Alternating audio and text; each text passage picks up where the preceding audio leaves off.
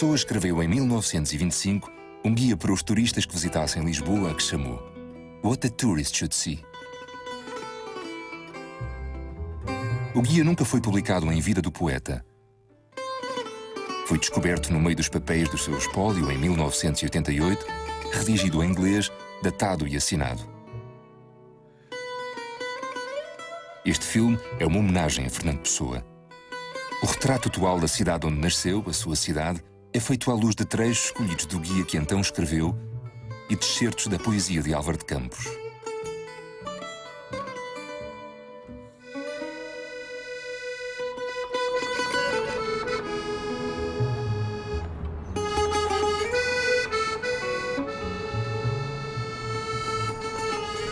Sobre 7 colinas, que são outros tantos pontos de observação de onde se podem desfrutar magníficos panoramas, espalha-se a vasta, irregular e multicolorida massa de casas que constitui Lisboa.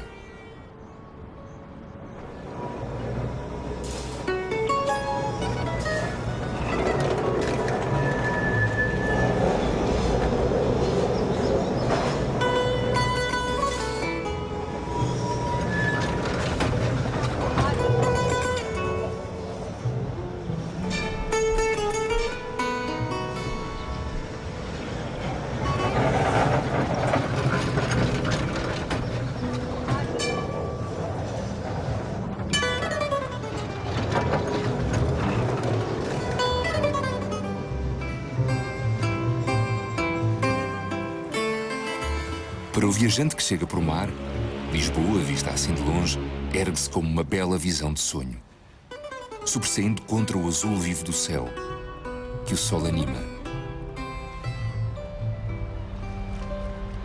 E as cúpulas, os monumentos, o velho castelo, elevam-se acima da massa das casas, como arautos distantes deste delicioso lugar, desta abençoada região. O espanto do turista começa quando o barco se aproxima da barra. E depois de passar o farol do bugio, a pequena torre guardiã na embocadura do rio, construída há 3 séculos sob planta de Frei João Torriano, lhe aparece o baluarte, que é a Torre de Belém.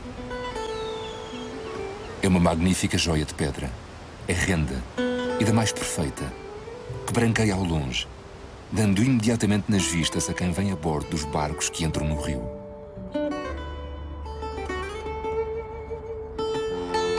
À medida que o barco avança, o rio torna-se mais estreito, para logo alargar de novo, formando um dos mais largos portos naturais do mundo, podendo nele ancorar as maiores frotas.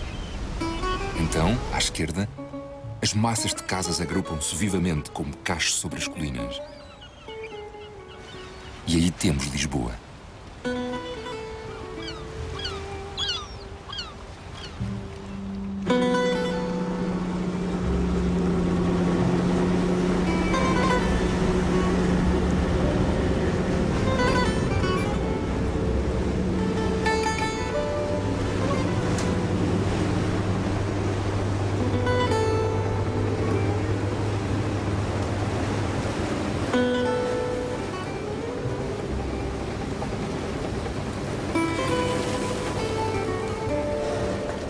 Outra vez te revejo, cidade da minha infância pavorosamente perdida.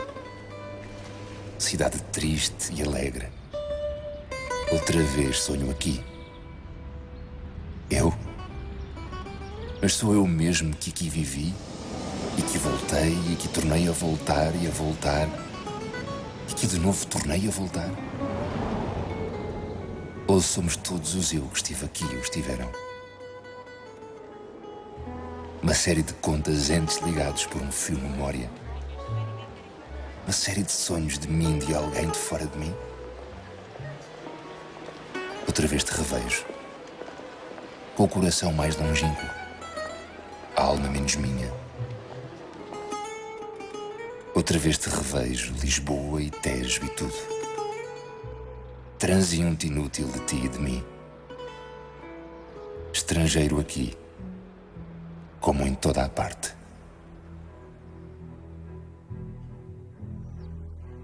Mesmo em frente do cais que lhe fica ali à esquerda, é a Rocha de Conde de Óbidos, uma elevação coroada por um bem tratado jardim do cimo do qual se tem uma bela vista sobre o rio.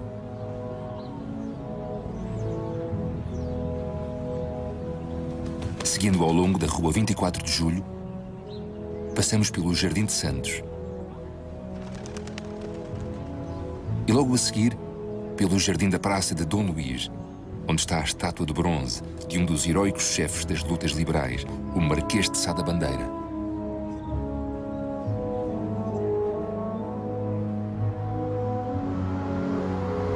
Um pouco mais adiante, à esquerda, fica o monumento ao Duque da Terceira, que libertou Lisboa do governo absolutista.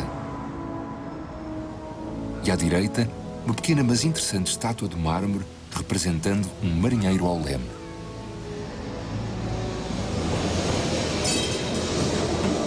A Rua do Arsenal passa junto à Câmara Municipal, um dos mais belos edifícios da cidade. A monumental escadaria que conduz ao primeiro andar é digna de ser vista, especialmente no que se refere às magníficas pinturas que decoram as paredes e o teto, havendo uma grande pintura do Lupi figurando o Marquês de Pombal e a reconstrução de Lisboa por ele efetuada depois do grande terremoto.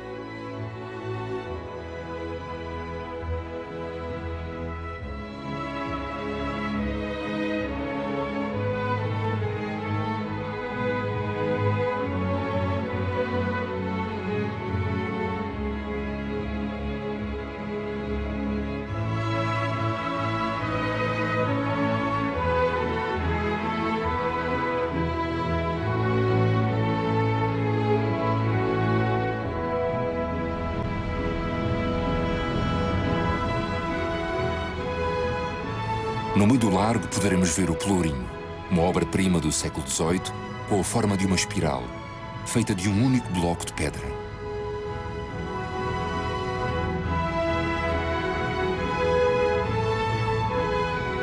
Chegamos agora à maior das praças de Lisboa, a Praça do Comércio, outrora Terreiro do Paço, como é ainda geralmente conhecida. Esta é a praça que os ingleses conhecem por Praça do Cavalo Negro, e é uma das maiores do mundo. É perfeitamente quadrada, contornada em 3 dos seus lados por edifícios de tipo uniforme, com altas arcadas de pedra. O quarto lado, ou o lado sul da praça, é bordejado pelo Tejo, muito largo neste sítio e sempre cheio de embarcações. No centro da praça fica a estátua equestre de bronze do rei Dom José I, uma esplêndida escultura de Joaquim Machado de Castro, fundida em Portugal de uma só peça em 1774. Tem 14 metros de altura. O pedestal é adornado com magníficas figuras representando a reconstrução de Lisboa depois do grande terremoto de 1755. Há uma figura segurando um cavalo que esmaga o inimigo sob as patas. Outra com as insígnias da vitória. A fama num outro grupo. E o conjunto é verdadeiramente notável.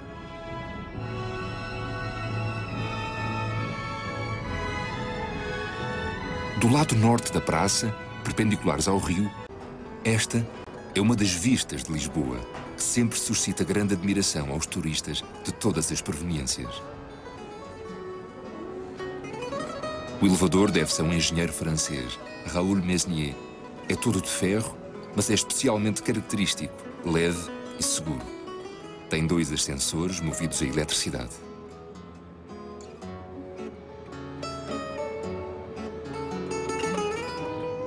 Sobe até ao Largo do Carmo, onde há muito existiu o Convento do Carmo, um mosteiro fundado em 1389 pelo grande condestável Dom Nuno Álvares Pereira, em cumprimento de um voto feito na Batalha de Aljubarrota.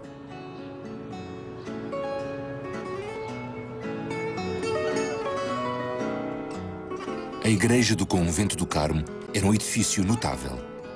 Tinha 3 naves majestosamente impressionantes que foram parcialmente destruídas pelo terremoto. Mais de metade do antigo edifício conventual está agora ocupado pelo Quartel-General da Guarda Republicana. A antiga igreja e alguns anexos fazem hoje parte do Museu Arqueológico. Devem ver-se com especial atenção a pia baptismal, azulejos do século XVI provenientes do convento de Chelas, um modelo de madeira do túmulo do Condestável que o terremoto destruiu, assim como muitas moedas, medalhas e outros objetos, entre os quais 2 múmias. A entrada principal, formada por um portal com 6 arcos quebrados, é uma das mais belas do seu tempo. A Praça Dom Pedro IV é geralmente conhecida por Rossio. Este vasto espaço quadrangular, contornado em todos os seus lados, excepto do norte, por edifícios pombalinos, é o coração de Lisboa, passando por aqui quase todas as carreiras de transporte. No meio da praça fica a estátua de Dom Pedro IV, que data de 1870. Este monumento é um dos mais altos de Lisboa, medindo mais de 27 metros de altura. A parte inferior contém 4 figuras alegóricas, representando a justiça, a força, a prudência e a temperança, assim como os escudos das 16 principais cidades portuguesas. Do lado norte da praça fica o Teatro Nacional Almeida Garrett, hoje Teatro Nacional Dona Maria II, que data de 1846. A fachada deste edifício é notável. Inclui 6 colunas monumentais que integravam outrora a igreja de São Francisco da cidade. Foi mais ou menos neste mesmo local que se situou a antiga Inquisição. A estação do Rossio fica de fronte do lado oeste do teatro. A fachada é de estilo manuelino, profusamente dentelé, com grandes portas envidraçadas em forma de ferradura. O edifício desta estação de caminho de ferro foi começado em 1887 e terminado 3 anos mais tarde, tendo sido inaugurado oficialmente a 11 de junho de 1890. Estamos, pois, agora precisamente no centro de Lisboa. A 2 passos a leste do Rossio, descobrirá a Praça da Figueira. A melhor altura para o ver é de manhã, em que ele nos oferece um espetáculo animado.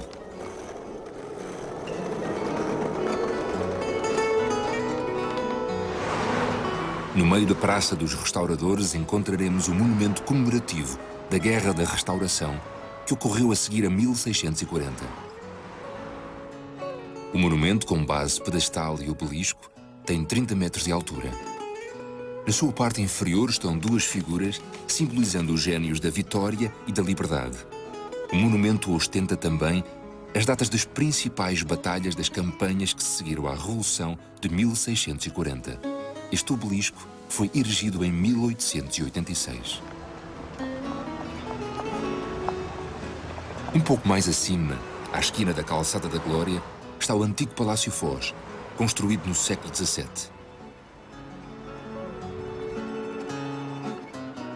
A entrada faz-se por um amplo vestíbulo, sóbrio e cheio de dignidade, onde se encontram excelentes telas do italiano Manini, uma bela figura de mármore representando uma mulher sobre uma concha e um baixo relevo grego de mármore branco emoldurado por mármore negro.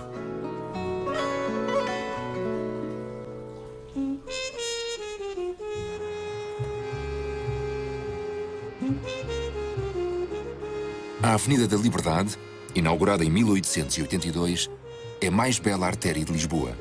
Tem 90 metros de largura e 1500 metros de comprimento. Está cheia de árvores de uma ponta à outra e contém pequenos jardins, lagos, repuxos, cascatas e estátuas. Sobe com uma inclinação imperceptível e oferece uma magnífica perspectiva. Precisamente no começo da avenida, encontram-se 2 lagos de mármore, um de cada lado da via principal. Mais acima, há igualmente 2 belas cascatas, cercadas de luxuriante vegetação e cuja água jorra de 2 figuras representando os rios Douro e Tejo.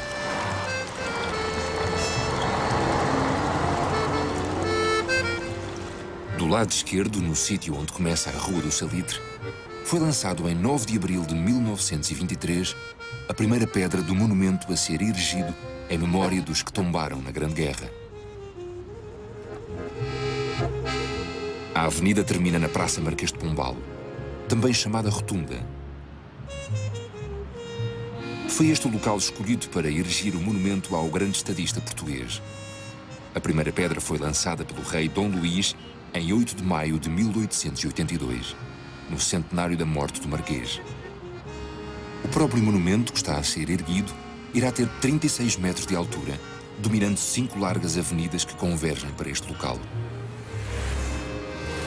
Os alicerces assentam numa base rochosa com a profundidade de 18 metros. O monumento, de acordo com o projeto, representará o grande estadista no seu pedestal de glória, contemplando a sua formidável obra. A reconstrução de Lisboa depois do grande terremoto, a substituição da escravidão pelo trabalho e pelo estudo. Foi aqui que acamparam desde as primeiras horas do dia 13 até à manhã de 5 de outubro de 1910 as tropas que, sob o comando do almirante Machado dos Santos, derrubaram a monarquia e proclamaram a República.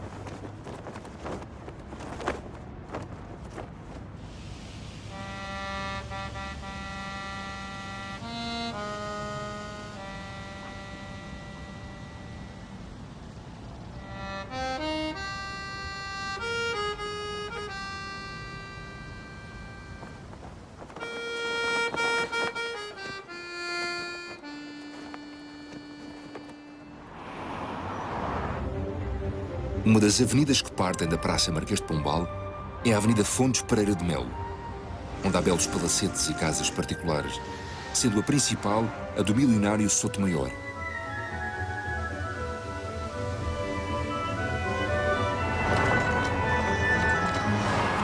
Esta avenida termina na Praça Duque de Saldanha, onde está o monumento ao grande marechal liberal que dá o nome à praça.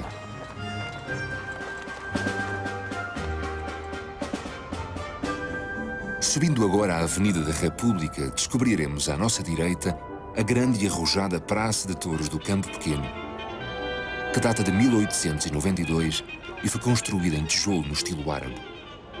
O Rotondel tem uma área de 5.000 metros quadrados e leva 8.500 pessoas.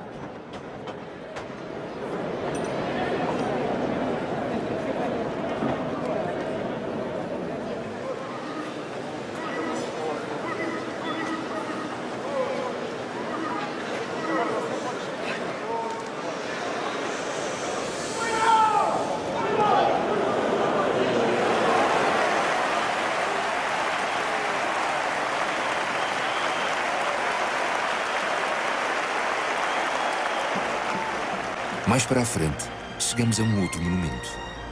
Situa-se ao fim desta avenida e destina-se a comemorar a Guerra Peninsular que, em 1808, libertou Portugal do domínio estrangeiro e durante a qual tantos portugueses manifestaram notável heroísmo. O monumento representa Portugal simbolizado por um castelo, um panteão de homens que alcançaram renome, um cofre de relíquias que o povo heroicamente defende. Aluda às descobertas de Gama e Cabral e define marcadamente no seu conjunto o sentimento patriótico que inspirou esse feito. Na parte inferior, há vários grupos de figuras que simbolizam, na frente, o povo em revolta, na ardente defesa das suas glórias passadas. À esquerda, o esforço e o tumulto da guerra. Atrás, representando a força popular, vê-se um leão sobre os destroços do combate. À direita, as ruínas de humildes habitações, uma igreja devastada e uma rapariga ajoelhada junto do pai, ambos lastimando a má sorte que os atingiu. O conjunto é coroado por um grupo alegórico, os portugueses arrancando a sua bandeira das garras da águia imperial para a devolver à sua própria pátria vitoriosa.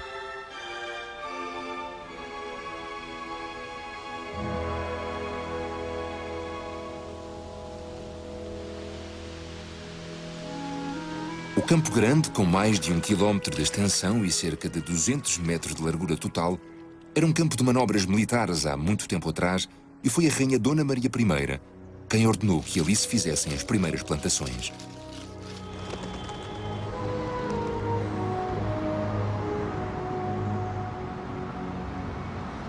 Atravessando a Avenida Almirante Reis, sobe-se à Senhora do Monte, uma colina do cimo da qual se pode desfrutar uma das mais belas vistas de toda a Lisboa, seja à noite, seja ao nascer ou ao pôr do sol.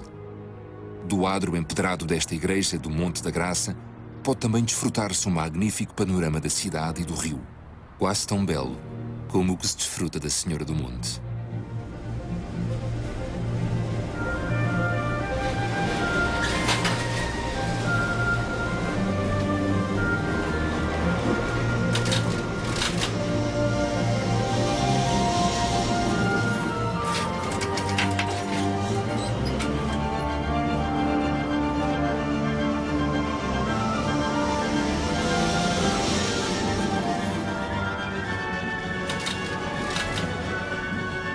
Descendo pela Rua da Voz do Operário, estamos agora em frente da Igreja de São Vicente de Fora, onde há muito para admirar. A fachada, em estilo renascença do século XVII, é simplesmente magnífica, com os seus nichos abrigando as imagens de Santo António, São Domingos, São Sebastião, Santo Agostinho, São Vicente, São Norberto e São Bruno. O grandioso templo foi construído em 1147 por Dom Afonso Henriques, primeiro rei de Portugal, e reconstruído em 1627. A igreja tem 74 metros de comprimento e 18 de largura, com belas capelas laterais, a melhor das quais é a da Senhora da Conceição, toda de mármore com embutidos. O altar-mor, um magnífico coro, com um sumptuoso órgão, notáveis telas na nave e na sacristia, que é soberbamente decorada. Claustros cheios de belos azulejos figurativos. Onde antigamente era o refeitório do convento, está agora instalado o Panteão Real da Casa de Bragança. A entrada faz-se pela porta do lado direito da fachada da igreja. Seguindo ao longo do corredor, está a meio caminho a antiga sacristia, construída por ordem de Dom João V, forrada de mármores trabalhados. À entrada do panteão, há 2 túmulos na parede. 2 heróis aí repousam. O panteão tem 2 partes laterais elevadas, onde estão colocados os caixões com os restos mortais de reis e príncipes. À direita, jaz o rei Dom João IV, fundador da dinastia de Bragança, que começou com a Revolução de 1640, preparada por 40 nobres, encabeçados pelo grande patriota João Pinto Ribeiro.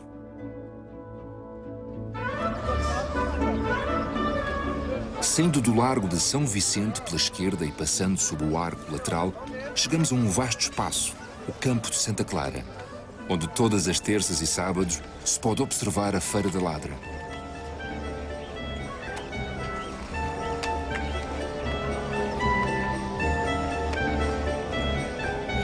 Um pitoresco mercado de sobras e restos, uns aproveitáveis, outros nem tanto,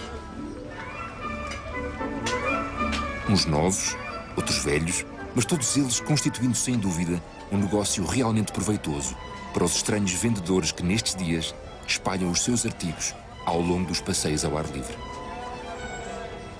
Descendo, encontramos à nossa direita uma construção que, se porventura tivesse sido acabada, teria sido um dos mais belos monumentos religiosos do século XVII. A Igreja de Santa Engrácia, toda de cantaria, com mármores maravilhosamente trabalhados. Pensou-se um dia adaptar este edifício a Panteão Nacional, mas o projeto até hoje ainda não foi por diante. Mesmo assim, inacabada, esta igreja é digna de ser vista.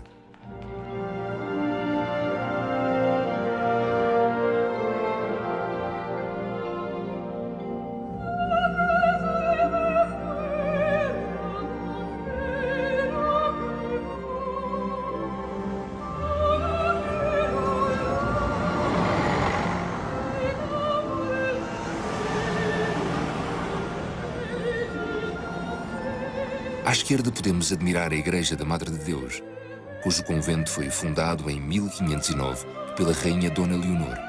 Trata-se de uma estrutura abundantemente restaurada, mas ainda cheia de nobres e artísticos detalhes em embutidos e pintura, especialmente na sacristia e no coro.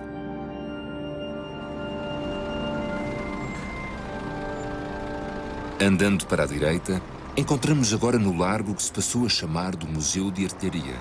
Neste largo se situa a estação do caminho de ferro de Santa Apolónia. Em frente desta fica o arsenal do exército e é neste edifício que está instalado o Museu de Artilharia. Este museu contém vários objetos que vale bem a pena ver. A coleção de armas de artilharia, cerca de 300 peças, que figuraram nas campanhas portuguesas na Europa, na África e no Oriente. As pinturas assinadas por mestres como Colombano, Malhoa, Veloso Salgado, Falcão Trigoso e Ramalho. As esculturas, a marestaria, os dourados e outros elementos decorativos, tudo isto torna este museu um singular tesouro de obras-primas que nenhum visitante de Lisboa deveria deixar de ver. O Museu de Artilharia possui, voltado para o lado da estação, um monumental pórtico com um admirável grupo alegórico, da autoria do escultor Teixeira Lopes.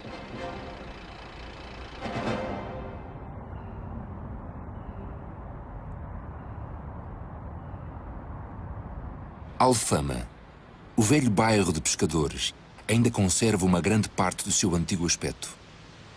O turista que pode passar alguns dias em Lisboa não deve deixar de visitar este bairro. Ficará com noção que nenhum outro lugar lhe pode proporcionar do aspecto que Lisboa tinha no passado. Tudo aqui evocará esse passado. A arquitetura, o tipo de ruas,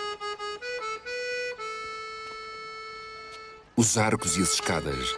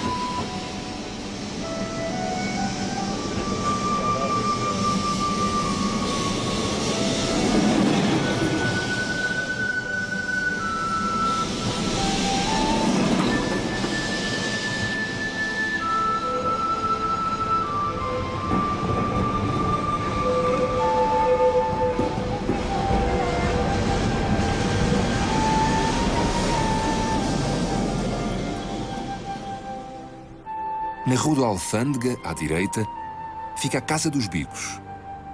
Este edifício data do século XVI e pertenceu aos descendentes do grande Afonso de Albuquerque.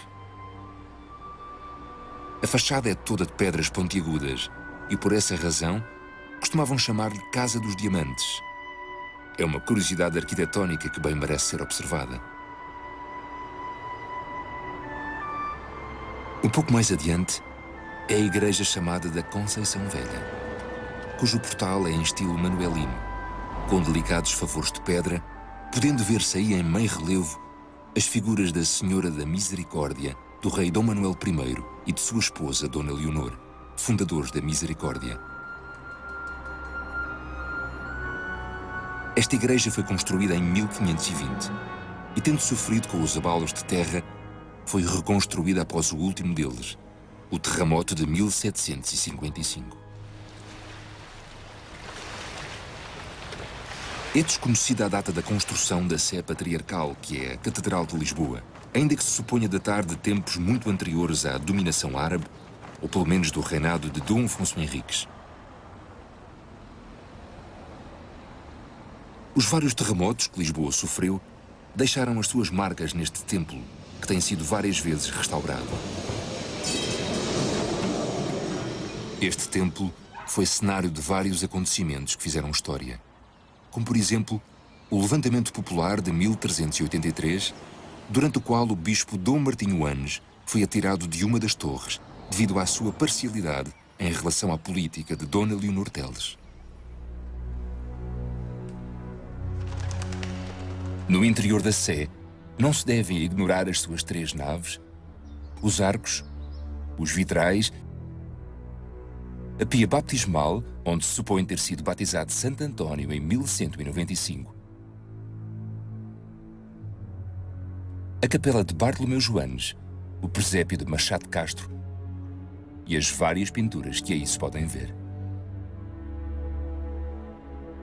A catedral contém um primoroso tesouro de alfaias litúrgicas de todas as espécies, em ouro, prata e pedras preciosas de valor muito considerável.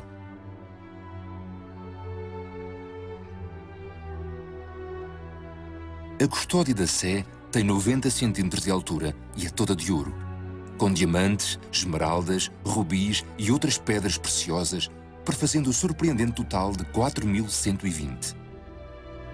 Foi feita por um célebre artista, José Caetano de Carvalho, que gastou com ela 5 anos e meio e teve a honra de a apresentar ao rei Dom José I, em 1760, fazendo o rei presente dela à sua capela real.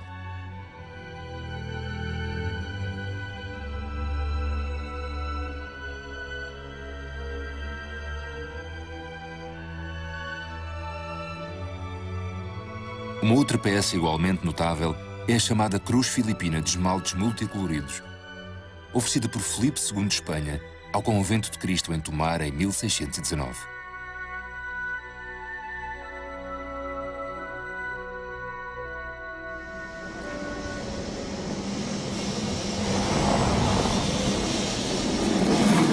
A Rua da Saudade leva ao Castelo de São Jorge, construído num alto de onde se domina uma ampla vista do Tejo e de grande parte da cidade. O castelo tem 3 portas principais, conhecidas como da Traição, de Martim Muniz e de São Jorge. Foi construído pelos mouros e fazia parte das fortificações de Lisboa, com as suas grossas muralhas, ameias e torres. Dele fizeram os reis sua residência e foi também cenário de muitos eventos notáveis na história política de Portugal.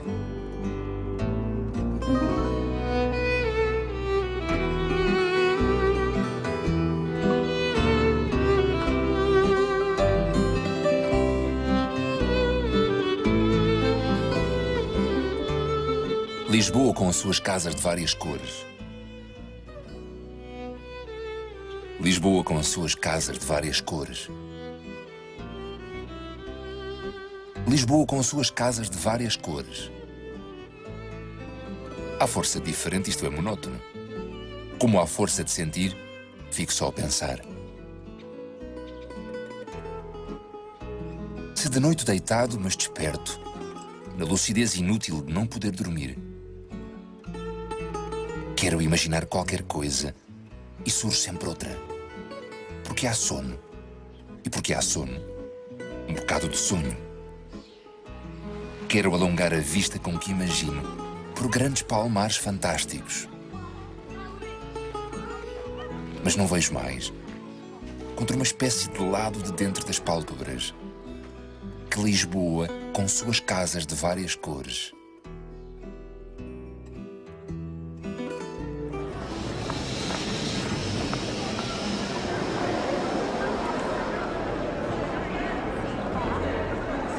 A vasta igreja de São Domingos, no largo do mesmo nome, foi edificada depois do grande terremoto e a obra do arquiteto Mardel.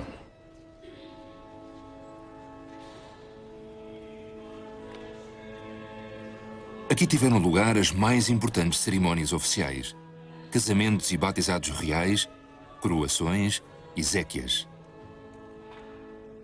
A Capela Mor de mármore negro, com medalhões na base, é digna de ser vista. Como também o são os túmulos do príncipe Dom Afonso, filho de Dom Afonso III.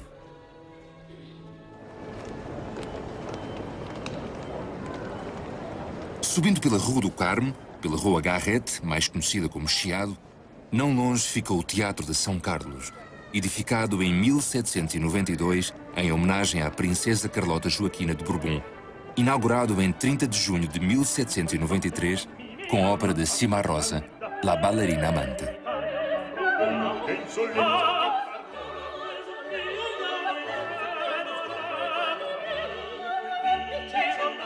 A sala de espetáculos de forma oval é majestosíssima, bem concebida e as condições acústicas da sala são perfeitas. Há 5 ordens de camarotes, espaçosas varandas e uma ampla plateia muito confortável para 600 pessoas. No Largo das Duas Igrejas ficou o monumento ao poeta Chiado, nome popular dado a um frade do século XVI, António do Espírito Santo, que abandonou o hábito para se tornar uma espécie de encarnação do espírito galhofeiro da época e se manifestar no poeta popular favorito.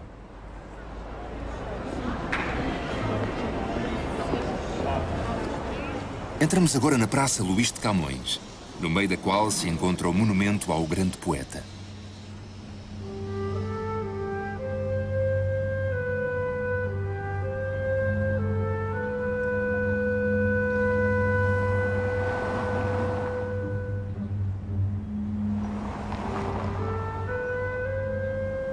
Descendo um pouco a Rua do Alecrim, encontramos no Largo do Barão de Quintela a estátua do romancista Eça de Queiroz de Teixeira Lopes, inaugurada em 1903.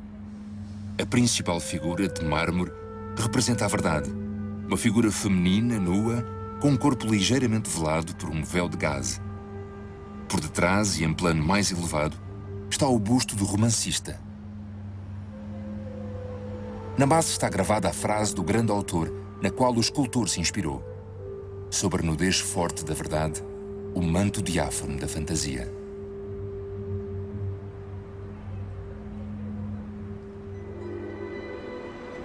A igreja de São Roque, no Largo da Trindade Coelho, data dos últimos anos do século XVI e foi reconstruída depois do grande terremoto. O interior do templo é interessante, especialmente se considerarmos o seu teto de madeira, pintado em 1588, os azulejos polícromos, a talha dourada e as belas pinturas de Vieira Lusitano. Mas o atributo mais importante desta igreja é a Capela de São João Batista. O trabalho arquitetónico é dos célebres arquitetos italianos Salvi e Vanvitelli. Para a execução contribuíram os melhores artistas do tempo.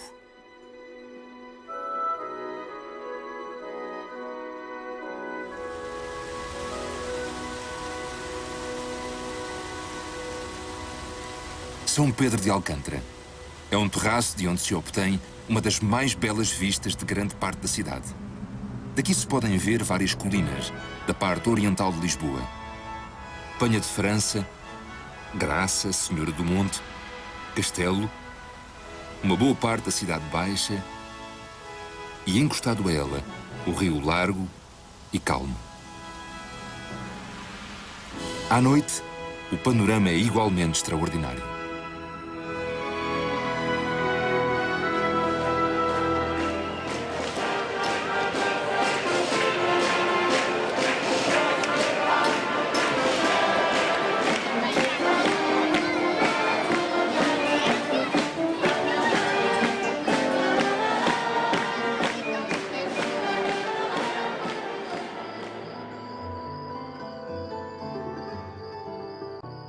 Nos mistérios de Lisboa,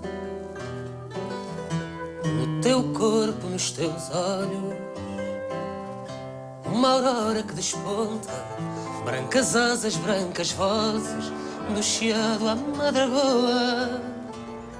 Se viesses outra vez ter comigo nos meus sonhos,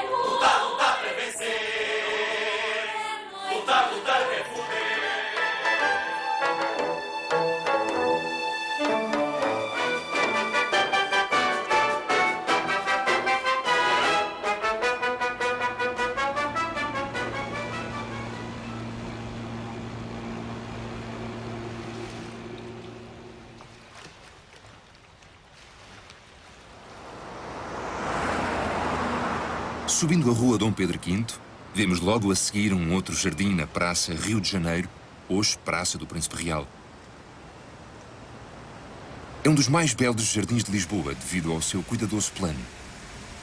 Contém vários belos espécimes de árvores, sendo o mais notável um desenvolvido cedro cujos ramos, apoiados numa armação de ferro, cobrem um espaço suficiente para lá caberem várias centenas de pessoas. Tendo chegado até este ponto, o turista não deve agora deixar de visitar um dos mais belos parques de recreio de Lisboa, o Parque Eduardo VII. A estufa do parque é uma magnífica obra de que Lisboa pode ufanar-se. E é realmente estranho que parte da população da capital não só não o visite, mas até mesmo ignore a sua existência. E contudo, este recanto quase desconhecido é um prodígio de frescura e deleite, onde a natureza nos mostra muitos dos seus mais escolhidos espécimes de plantas ornamentais. E onde a arte de humildes artistas, mas com um recatado talento muito seu, delicia os nossos olhos com esmeradas folhagens e flores. Descendo para Campolide, avistamos o Aqueduto das Águas Livres. Um magnífico exemplar de antiga engenharia que é ainda legítimo objeto de admiração. O aqueduto é de facto uma obra gigantesca com uma extensão total de 59.838 metros, dos quais 4.650 são subterrâneos. Tem 109 arcos, com 137 clarabóias. A parte mais importante é que passa em Campolide, sobre a Ribeira de Alcântara.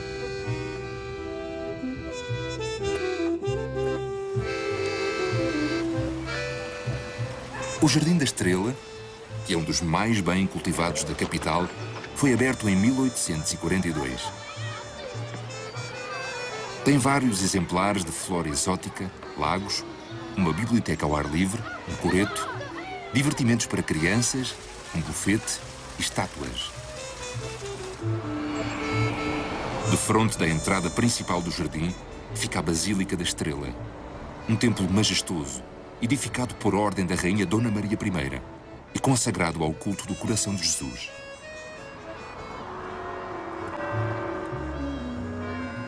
A Basílica da Estrela, cuja fachada é belíssima, com as suas imagens em nichos e com grandes estátuas, tem duas torres sineiras com grandes relógios.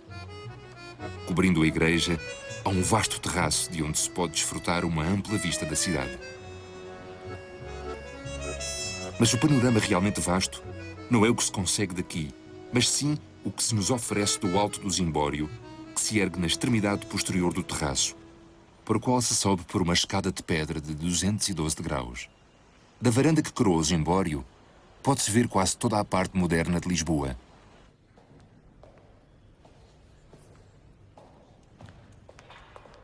O interior da igreja merece também ser visto, encontrando-se aí o túmulo da própria Rainha Dona Maria. No Largo do Rilvas, chegamos ao Palácio das Necessidades, um grande palácio onde habitaram alguns reis. O edifício foi erigido em 1745 e era aí que o rei Dom Carlos e sua esposa, Dona Amélia de Orleans, costumavam viver, assim como mais tarde o rei Dom Manuel. A maior parte do valiosíssimo recheio do palácio foi enviada para o Museu de Arte Antiga e para outros palácios após o advento da República. Mas ainda aqui há muitas coisas que merecem ser vistas, como a capela e os magníficos jardins e o grande parque cheio de árvores e arbustos exóticos.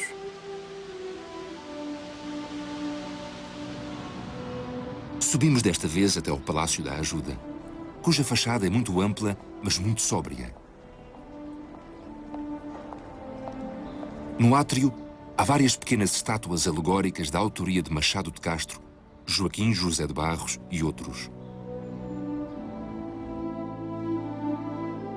Este importante edifício foi começado em 1802, com traçado do arquiteto Fabri.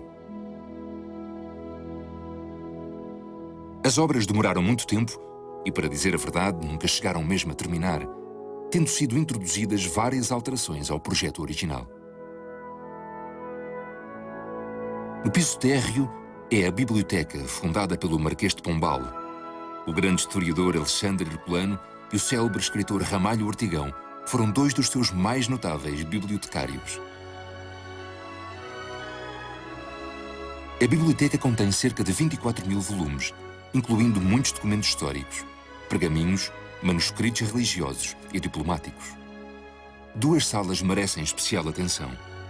A sala de Saxe, onde as paredes, os tetos, o recheio e tudo mais exibem as célebres figurinhas desse nome.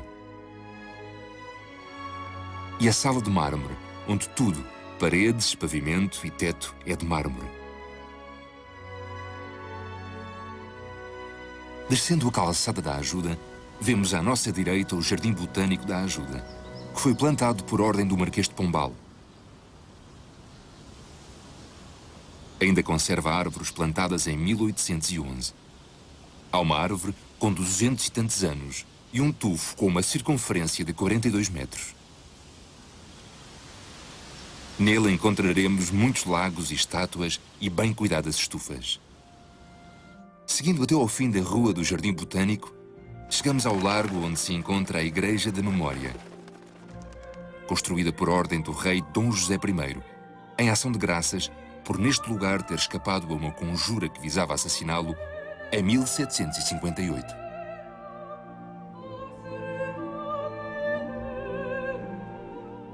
Os restos do Marquês de Pombal foram transferidos da Capela das Mercês para aqui em 1923.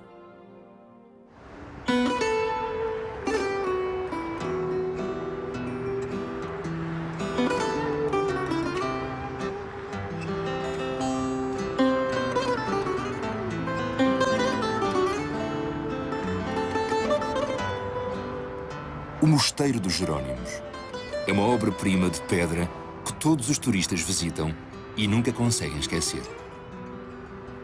É de facto o mais notável monumento que a capital possui. A sua construção foi ordenada pelo rei Dom Manuel I em 1502. A porta lateral é um espantoso exemplar de cantaria, cheio de nichos, de estátuas, de relevos, armas e emblemas, sendo os dois exemplos mais marcantes a estátua do infante Dom Henrique, o navegador, e no topo, a imagem de Nossa Senhora de Belém, com uma janela gradeada em fundo. O efeito desta porta monumental, como conjunto, é de uma rara harmonia, profunda e suavemente religiosa. Isso leva-nos a pensar nas admiráveis mãos que a moldaram e executaram. A fachada oeste, construída em 1517, é da autoria do artista francês Nicolas de Chantereine, que introduziu a arquitetura renascentista em Portugal.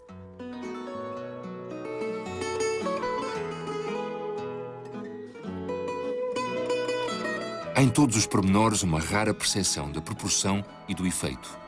Nos arcos, nas molduras, nos escudos e emblemas, nos pequenos e grandes nichos povoados de estátuas, em todas as figuras e ornamentos que refletem o suave misticismo do tempo. Entrando no templo, visitaremos os túmulos de Luís de Camões e de Vasco da Gama, feitos em 1894, sob a orientação do escultor Costa Mota. À direita, a sacristia é notável, tanto pela beleza arquitetónica como pelas pinturas. Voltando à igreja, encontramos a capela de São Jerónimo, cuja imagem de terracota vidrada é da autoria do célebre Luca della Robbia.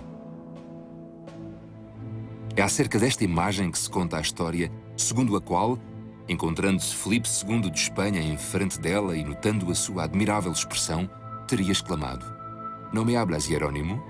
Não me falas, Jerónimo?" O tabernáculo da Capela Mor, todo revestido de prata, foi oferecido por Dom Pedro II, quando ainda príncipe, em 1675. O seu autor é Gil Vicente. Sobre o tabernáculo há magníficas pinturas. No nicho à esquerda do túmulo de São Sebastião está a imagem de São Gabriel, que foi levada por Vasco da Gama à Índia, na caravela por ele navegada.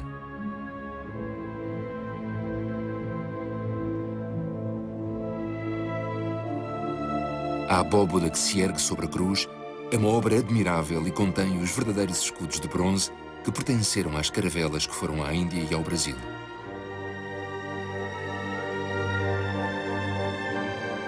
O interior, no seu conjunto, é admiravelmente trabalhado, em relevos de uma beleza sem paralelo. O trabalho das colunas que sustentam a abóbada não é menos notável. Atravessando a sacristia, podemos ir ao coro ou aos claustros, onde há também muito que ver.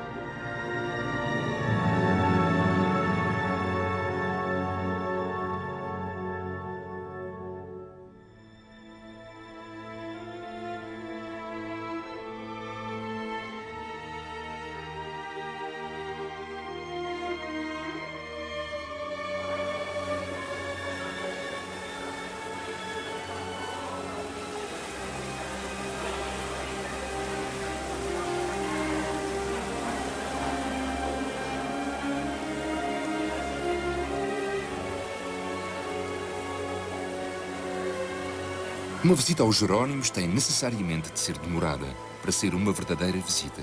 Todas as belezas aqui existentes devem ser cuidadosamente examinadas.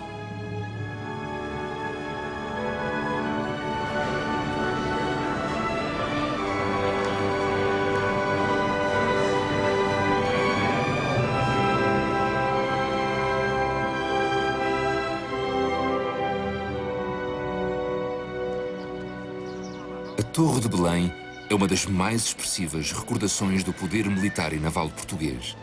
Esta maravilha de arquitetura oriental foi erigida na Praia do Restelo, famosa por ser o ponto de onde os navios partiam mar fora para as grandes descobertas e destinava-se à defesa do rio e da capital portuguesa.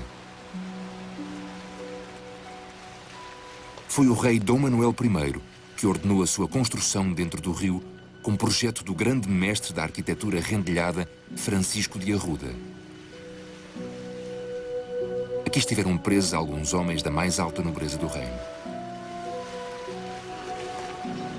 Do interior, dos varandins e terraços, tem-se uma vista do rio e do mar lá ao fundo, que não esquece facilmente. Atravessando a ponte levadiça, encontramos no primeiro piso do terraço, destinado aos canhões. Algumas aberturas gradeadas dão-nos uma ideia de como serão as celas da prisão. É que aquelas escassas aberturas dão uma luz indecisa. E foi aqui que há pouco tempo foi colocada uma placa comemorativa, recordando a grande viagem aérea de Lisboa ao Rio de Janeiro, feita por Gago Coutinho e Sacadura Cabral em 1922.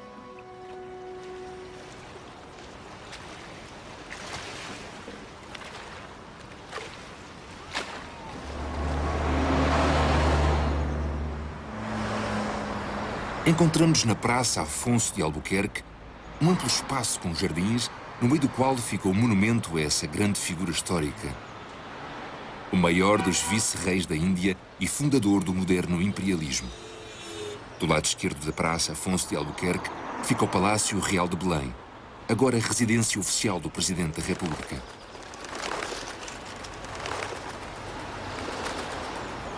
Sendo o lado sul do palácio ocupado pelo Museu dos Coches, o museu curiosíssimo criado em 1905 por iniciativa da Rainha Dona Amélia.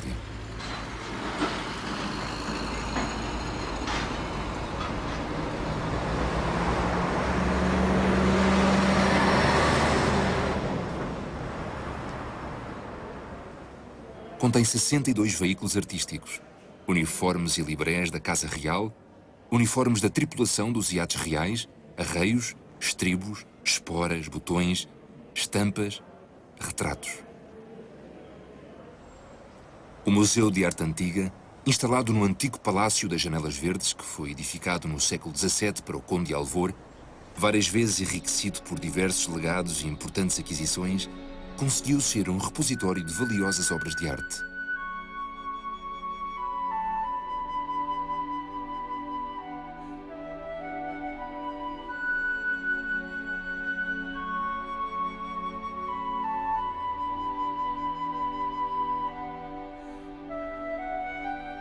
O museu possui muitos e magníficos espécimes de antigos mestres de várias escolas: italiana, espanhola, inglesa, alemã, flamenga e portuguesa.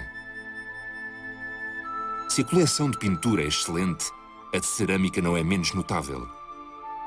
Dela fazem parte magníficos exemplares de arte portuguesa e estrangeira. A A coleção oriental é muito valiosa e inclui porcelanas chinesas, japonesas e persas de extraordinário interesse. A sala da ourivesaria é composta principalmente por objetos de culto, vindos de antigos conventos, como por exemplo o relicário da Madre de Deus, de ouro esmaltado engastado de pérolas, esmeraldas e rubis. De singular valor e beleza são a notável custódia de Frei João de Ornelas, datando do século XIV, e a preciosa Custódia da Bem-Posta, de prata dourada com pedras preciosas. Ao cimo da Avenida Wilson, hoje Dom Carlos I, fica o Palácio da Assembleia da República, antigamente o Convento de São Bento da Saúde.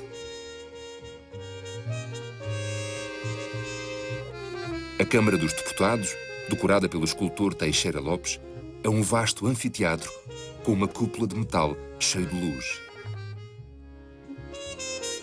O Senado, que também é um anfiteatro, é mais pequeno, mas igualmente harmonioso como conjunto.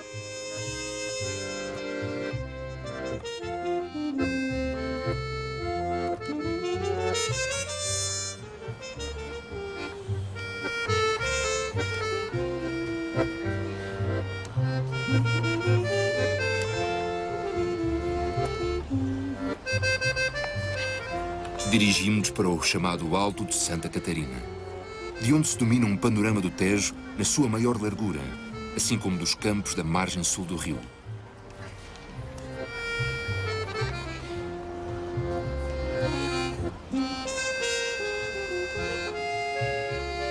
Afastamos-nos agora para a Rua do Século. Vemos mais à frente a residência semi-apalaçada, onde em 13 de maio de 1699 nasceu o Marquês de Pombal.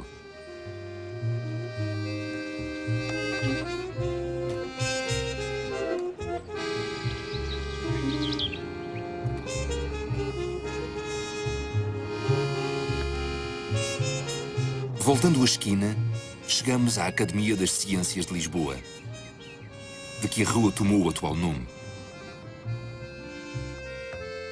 A Academia das Ciências de Lisboa, fundada em 1779, tem aqui a sua sede desde 1834 e possui uma notável biblioteca, a qual é uma das mais belas salas do género em toda a Europa.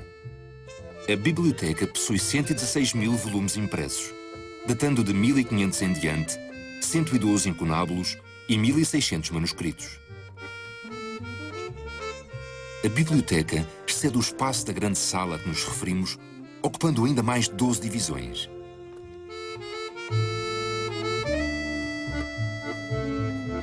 Há muitas obras raras nesta coleção, como por exemplo o Missal de 1610, manuscrito iluminado por Estevão Gonçalves, que costumava servir para os reis portugueses prestarem juramento quando subiam ao trono. A primeira edição em pergaminho de uma Bíblia Latina impressa em Mogúncia pelos companheiros de Gutenberg no ano de 1462, sendo esta Bíblia e a sua cópia da Biblioteca Nacional os únicos exemplares existentes em Portugal.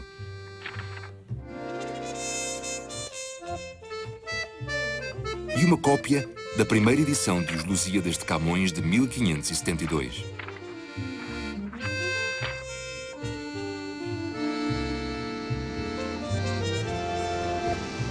Um pouco mais adiante, tomamos a rua conhecida pelo seu antigo nome de Rua de São Lázaro e, subindo sempre, chegamos ao Campo dos Mártires da Pátria.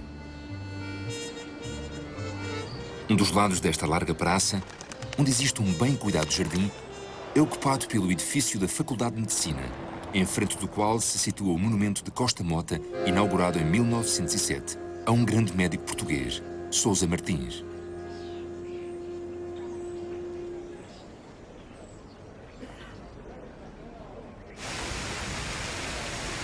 Deixando o Rossio numa direção diferente e subindo a Rua da Palma, teremos à nossa direita o aglomerado de prédios que constitui o bairro chamado Mouraria.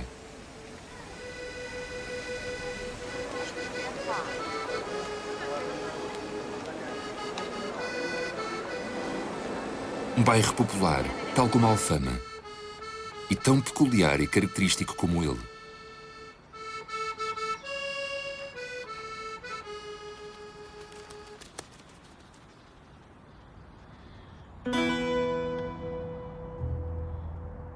turista que visita Portugal não deve limitar o seu interesse à capital, ainda que nela possa encontrar, como foi demonstrado, muitas e muitas coisas para recordar, tanto no sentido artístico como histórico. Quem quer que acabe de chegar a Lisboa é imediatamente tocado pela beleza sem paralelo da bacia do Tejo, da vista que pode desfrutar do alto das suas 7 colinas, dos seus jardins e monumentos, das suas antigas ruas ou das artérias mais modernas. Alguns minutos mais e é Sintra que aparece. Umas vezes envolta num fio-véu de neblina, banhada outras num grande esplendor de luz.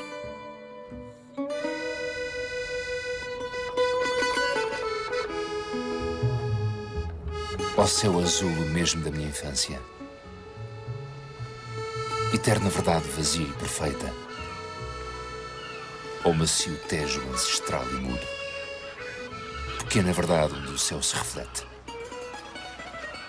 Ó mágoa revisitada. Lisboa de outrora, de hoje. Nada me dais, nada me tirais, nada sois que o me sinta. Deixa-me em paz. Não tardo, que eu nunca tardo. E enquanto tarda o abismo e o silêncio, quero estar sozinho.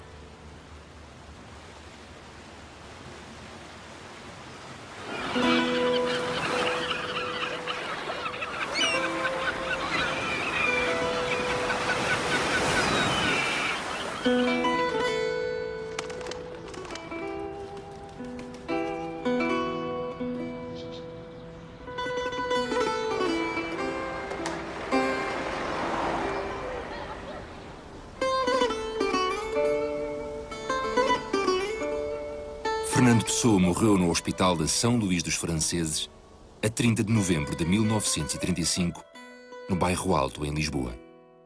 Morreu só, como se sempre vivera.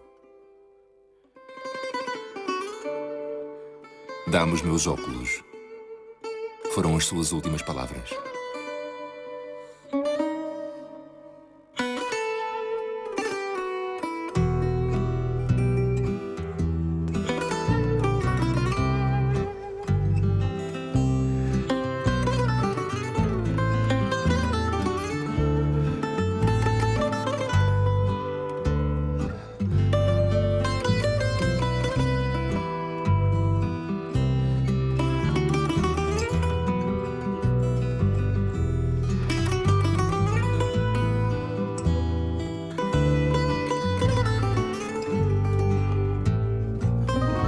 Os mistérios de Lisboa,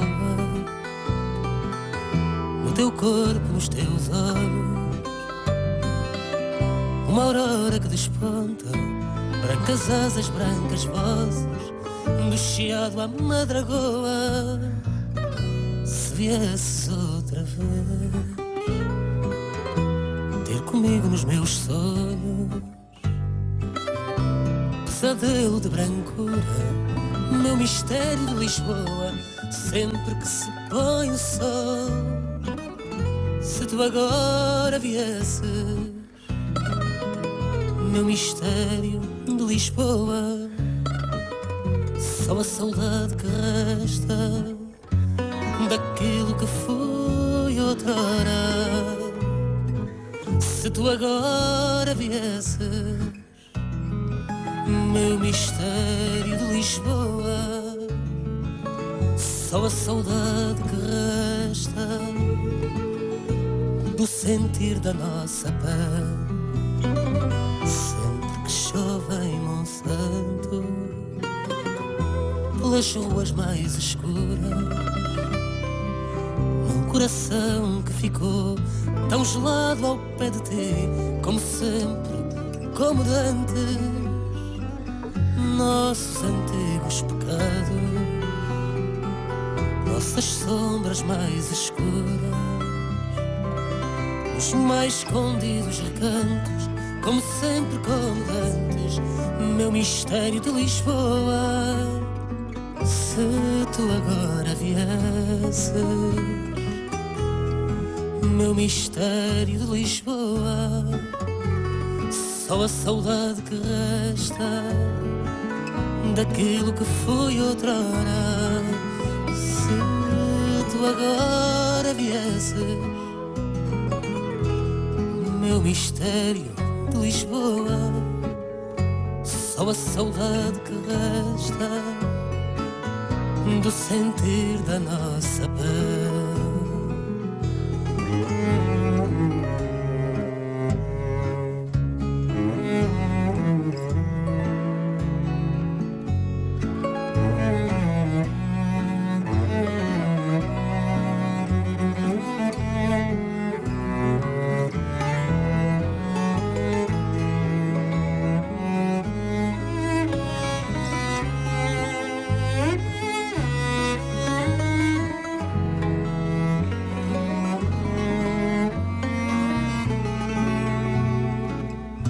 Se tu agora viesses,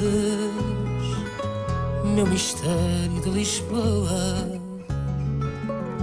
só a saudade que resta daquilo que foi outrora. Se tu agora viesses, meu mistério de Lisboa, só a saudade que resta do sentir da nossa paz.